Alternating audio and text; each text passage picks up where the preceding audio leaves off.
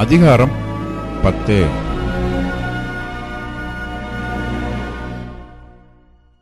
என் ஆத்துமா ஜீவனை அரோசிக்கிறது. நான் என் துயரத்துக்கு எனக்குள்ளே இடம் கொடுத்து என் மன சஞ்சலத்தினாலே பேசுவேன். நான் தேவனை நோக்கி, என்னை குற்றவாளி என்று தீர்க்காதிரும். நீர் எது நிமித்தம் என்னோட வழக்காடுகிறீர், அதை எனக்கு தெரியப்படுத்தும் என்பேன். நீர் என்னை ஒடுக்கி உம்முடைய கைகளின் கிரியையை வெறுத்து துன்மார்க்கரின் யோசனையை கிருபையாய் பார்க்கிறது உமக்கு நன்றாயிருக்குமோ?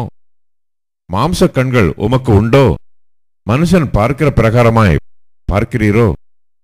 நீர் என் அக்கிரமத்தை கிண்டி கிளப்பி என் பாவத்தை ஆராய்ந்து விசாரிக்கிறதற்கு உம்முடைய நாட்கள் ஒரு மனுஷனுடைய நாட்களைப் போலவும் உம்முடைய வருஷங்கள் ஒரு புருஷனுடைய ஜீவ காலத்தைப் போலவும் இருக்கிறதோ? நான் துன்மார்க்கன் அல்ல என்பது உமக்கு தெரியும். உம்முடைய கைக்கு என்னை தப்புவிக்கிறவன் இல்லை. உம்முடைய கரங்கள் என்னையும் எனக்குரிய எல்லாவற்றையும் உருவாக்கி படைத்திருந்தும் என்னை நிர்மூலமாக்குகிறீர். களிமண் போல என்னை உருவாக்கினீர் என்பதையும் என்னை திரும்ப தூளாக போக பண்ணுவீர் என்பதையும் நினைத்தருளும்.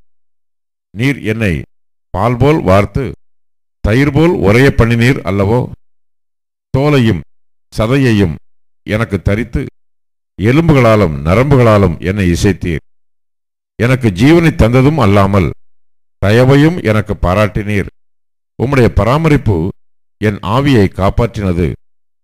இவைகள் உம்முடைய உள்ளத்தில் மறைந்திருந்தாலும் இது உமக்குள் இருக்கிறது என்று அறிவேன். நான் பாவம் செய்தால் அதை நீர் என்னிடத்தில் விசாரித்து என் அக்கிரமத்தை என்மேல் சுமத்தாமல் விடீர். நான் துன்மார்க்கனாயிருந்தால் எனக்கு ஐயோ! நான் நீதிமானாயிருந்தாலும் என் தலையை நான் எடுக்க மாட்டேன். அவமானத்தால் நிரப்பப்பட்டேன். நீர் என் சிறுமையை பார்த்தருளும், அது அதிகரிக்கிறது. சிங்கத்தைப் போல என்னை வேட்டையாடி எனக்கு விரோதமாய் உமது அதிசய வல்லமையை விளங்க பண்ணுகிறீர். நீர் உம்முடைய சாட்சிகளை எனக்கு விரோதமாய் இரட்டிக்க பண்ணுகிறீர். என்மேல் உம்முடைய கோபத்தை அதிகரிக்க பண்ணுகிறீர்.